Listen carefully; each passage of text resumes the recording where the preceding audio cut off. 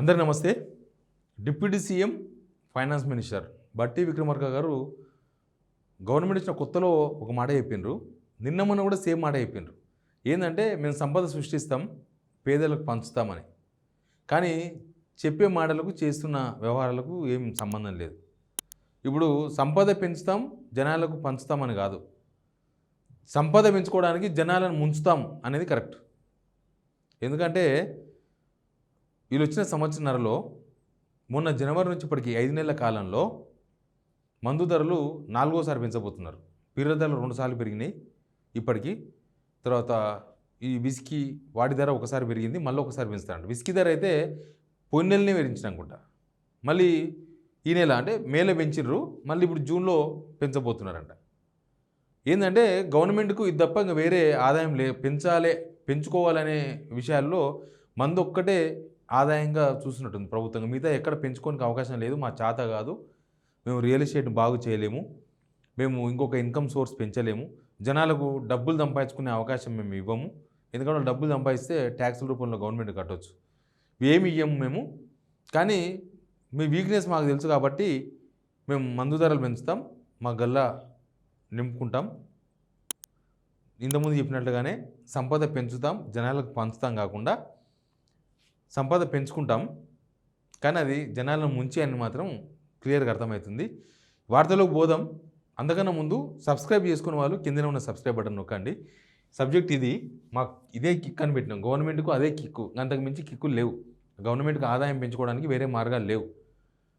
ఒకసారి మేము రీసెంట్గా మా రిపోర్టర్లు అట్లా ఫీల్డ్ పోయినప్పుడు పబ్లిక్ రిపోర్ట్ చేసిండ్రు.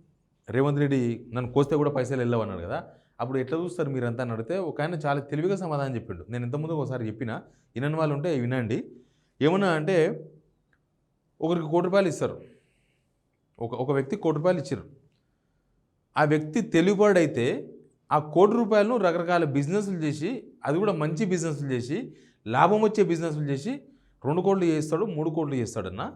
ఒకవేళ ఆ ₹1 ఎవరికైతే ఇచ్చినామో ఆ మనిషికి ఏం తెలియదు అనుకో, ఎక్స్పీరియన్స్ లేదనుకో, బిజినెస్ ఎట్లా చేయాలో తెలియదు అనుకో, ఏం బిజినెస్ చేయాలనో కూడా ఆయనకు తెలియదు అనుకో, ఆయనకు చేత కాదనుకో, ఏం చేస్తారంటే ఒక సంవత్సరం తిరగకల్లా ఆ ₹1 ₹1000 500 అవుతాయి, అవసరమైతే అదంతా అయిపోయి అప్పుల పాలు కూడా అవుతాడు అని చెప్పిండు. అంటే ఒక మనిషి ₹1 ఎట్లా పెంచాలనో ఆలోచించగలిగే నేర్పరి ఉన్నోడైతే పెంచుతాడు, లేకపోతే పోగొడతాడు. ఇప్పుడు మనం ఇద్దరు అన్నదమ్ములు ఉంటే చూస్తాం కదా, ఒక ఆయన మంచిగా పోతాడు, అనిల్ అంబానీ, ఆ అంబానీని చూస్తాం కదా మనం, వాళ్ళిద్దరు అన్నదమ్ములు. ఒక ఆయన కింద ఉంటాడు, ఒక ఆయన పైన ఉంటాడు. తెలివి ఉన్నోడు పైకి లేపుతాడు, తెలివి లేనోడు కింద నడిపిస్తాడు, నష్టాల పాలవుతాడు. సేమ్ ఇక్కడ మన దగ్గర కూడా సంపద సృష్టిస్తాం అంటే వాళ్ళ సంపద సృష్టించుకుంటున్నారు, కానీ ప్రభుత్వ ఖజానాకు మాత్రం సంపద సృష్టించే మార్గాలను ఈ ప్రభుత్వం కనిపెట్టలేకపోయింది. ఇప్పటిదాకా ఏ ప్రయత్నం చేయలేదు. నేను చాలాసార్లు చెప్పినట్టుగా ఇన్కమ్ పడిపోతుంది. ఎందుకు గవర్నమెంట్ కంటే ఇందుకే గవర్నమెంట్కు ఇన్కమ్ పడిపోతుంది. ఇన్కమ్ ఎందుకు పడిపోతుందంటే ప్లాన్ లేదు, గవర్నమెంట్ దగ్గర ఏది లేదు, ఇన్కమ్ వచ్చే అవకాశం ఉన్నది ఏది లేదు, అన్నీ పడిపోయినాయి. రియల్ ఎస్టేట్ పడిపోయింది, దాని సరౌండింగ్ ఉన్న బిజినెస్ పడిపోయినాయి, తర్వాత అన్నీ పడిపోయినాయి. తర్వాత కనీసం గవర్నమెంట్ అన్న డబ్బులు పంపు చేస్తుందేమో జనాలకు, ఏదో స్కీమ్ ద్వారా వాళ్ళకి వీళ్ళకి ఇస్తే అవన్నీ మళ్ళీ అటు ఇటు తిరిగి మార్కెట్ కొంత కలకలలాడితే ఆ పైసలు మళ్ళీ ట్యాక్స్ల రూపంలో ప్రభుత్వానికే వస్తాయి. ఎటు పోవా పైసలు, అటు ఇటు తిరిగి ఇటుకే వస్తాయి. కానీ ఇప్పుడు ఏంటంటే, ఇక ఇప్పుడు జనాల దగ్గర నుంచి ఏం వసూలు చేయలేము. కరెంటు బిల్లులు పెంచితే జనం ఊకోరు, డైరెక్ట్గా అనిపిస్తుంది. ఇంకోటి ఏంటంటే, కరెంటు బిల్లులు పెంచితే లేడీస్ ఊకోరు. తర్వాత బస్సులు ఫ్రీ ఎట్లా మహిళలకు, దాన్ని పెంచేది లేదు, తగ్గించేది లేదు. కానీ నిత్యావసర సరుకుల ధరలు అయితే మస్తు పెరిగిపోయినాయి, అవి నడుస్తూనే ఉన్నాయి. ఇక పెంచనీకి ఏమున్నదంటే ఇదే ఉన్నది. ఇది నెలకోసారి పెంచవచ్చు, ఎవ్వరు అభ్యంతరం వ్యక్తం చేయరు, ఎవ్వరు కాదని కూడా అన్నారు. అవసరమైతే 2 రోజులు 2 పెగ్గులు తాగుతాయని 1 పెగ్గుని తాగుతాము, కానీ అయ్యో అట్లెట్లా చేసింది గవర్నమెంట్ అనేది మాత్రం ఏమన్నారు. ఎంత పెరిగినా కొనుక్కొని తాగేది ఇది ఒక్కటే, ప్రభుత్వానికి కూడా తెలుసు. ఇప్పుడు ప్రభుత్వం ఓన్లీ మందు మీద ఆధారపడి బతుకుతుంది, దీన్ని బట్టి చూస్తే అర్థమవుతుంది. లేకపోతే బీర్లు 2 సార్లు 5 నెలల మధ్యలో, విస్కీ పోయిన నెల పెంచి మళ్ళీ ఈ నెలనే పెంచుతారంట. ఇంకో ₹1 ₹10 పెంచిర్రు, హాఫ్ ₹20 పెంచిర్రు, ఫుల్ ₹40 పెంచిర్రు మొన్ననే. ఇప్పుడు మళ్ళీ ₹10 నుంచి ₹80 వరకు పెంచుతారంట బ్రాండ్ని బట్టి. విస్కీ, రమ్ము, బ్రాందీ ఇవన్నీ. బీర్లు అయితే మనకు ఫిబ్రవరిలో పెంచినారు. ఫిబ్రవరిలో 150 నుంచి 180 అయింది, 160 నుంచి 190 అయింది. ఇక మొత్తం ఇప్పటికి 3 సార్లు పెరిగినట్టు ఇవి. ఇంకొకసారి పెంచేందుకే ప్రయత్నం చేస్తున్నారు. ఆల్రెడీ ఎక్సైజ్ డిపార్ట్మెంట్ ప్రభుత్వానికి ఇచ్చిందంట. ఇక మనం చేసేది ఏం లేదు. మనది ఎట్లున్నదంటే బియ్యం ధర 60 రూపాయలు అయితే 30 రూపాయల బియ్యం అని అనుకుని తింటాం ఏదో ఒకటి. లేకపోతే రేషన్ బియ్యం వచ్చినా ఏది ఎట్టని ఉండని, అది సన్న బియ్యం అనో లావు బియ్యం అనో గంజి బియ్యమో ఏమన్నా కానీ అవి తింటాం. కానీ ఇక్కడ మాత్రం మనం కాంప్రమైజ్ కాము. ప్రభుత్వానికి కూడా తెలుసు జనాలు ఎంత పెంచినా ఏమీ కాదు. జనాలు నిమ్మలంగా తాగుతారు. సాయంత్రం కాగానే కష్టజీవులు ఉంటారు కదా, ఇప్పుడు పొద్దంతా కష్టపడిన సాయంత్రం ఇంత కోడర్ తాగి పండుకుందాం అనుకుంటాడు. ఆయన ఏం చేస్తాడు, ఆయన సంపాదనకి వెళ్ళి నెలలో సగం సంపాదన తాగుడికే అవుతుంది. ఇక ఇట్లా ధరలు పెంచుకుంటూ పోతే ఆయనకేం ఇన్కమ్ పెరగలే. ఈ కూలి పని చేసుకునే వాళ్ళు, కష్టపడే వాళ్ళు, కూలీనాలు చేసుకునే వాళ్ళు, ఏదో మోటు పని చేసుకునే వాళ్ళకి ఇన్కమ్ ఏం పెరగలేదు. ఎందుకంటే పని తక్కువైపోయింది. ఇంకా నిజానికి ఇంతకుముందులాగా కూడా పని లేదు. పని తక్కువైపోయింది, సంపాదన తక్కువైంది.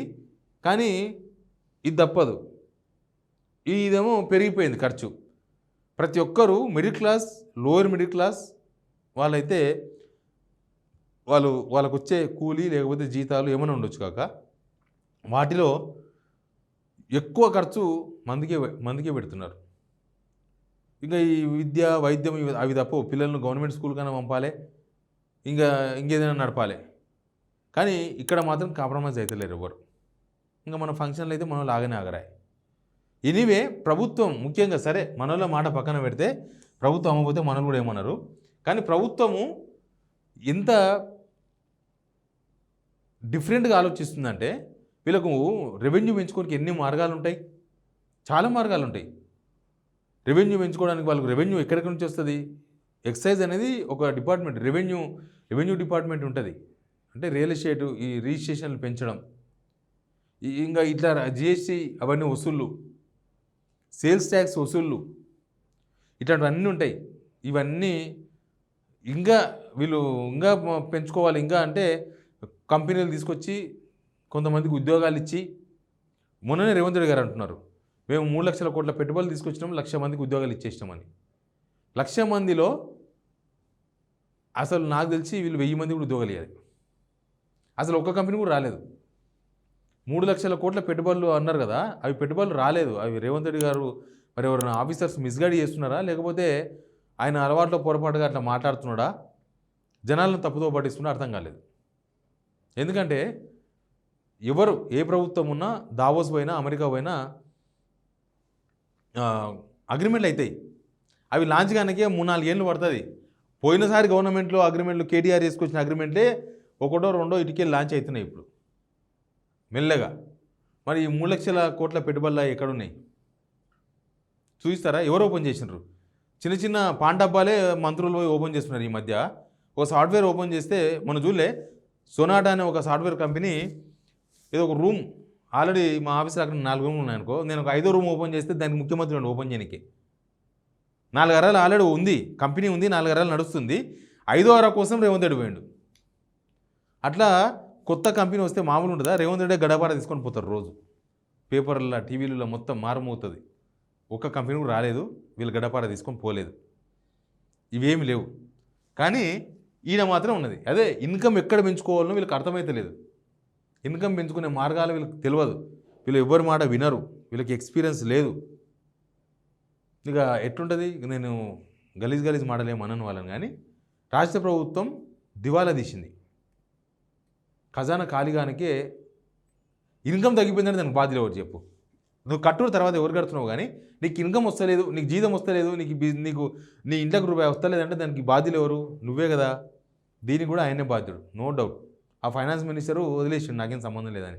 ఎంతసేపటికి 10-12% కానీ నడుస్తుంది వ్యవహారం తప్ప సంపద సృష్టించుకుంటున్నారు. సంపదను వాళ్ళు సృష్టించు, కానీ జనాల కోసం సంపద సృష్టిస్తలేరు. ఇక ఆ ఖజానా కోసం జనాలను పీడించడానికి ఇవన్నీ ఈ ధరలు పెంచే పనిలో ఉన్నారు. దీనికి జనం ఏం రియాక్ట్ అవుతారో మీ ఇష్టం. కామెంట్ బాక్స్ ఓపెన్ ఉంటుంది, మీరు కూడా చెప్పండి. ప్రభుత్వానికి ఏం చెప్పదలుచుకున్నారో చెప్పండి.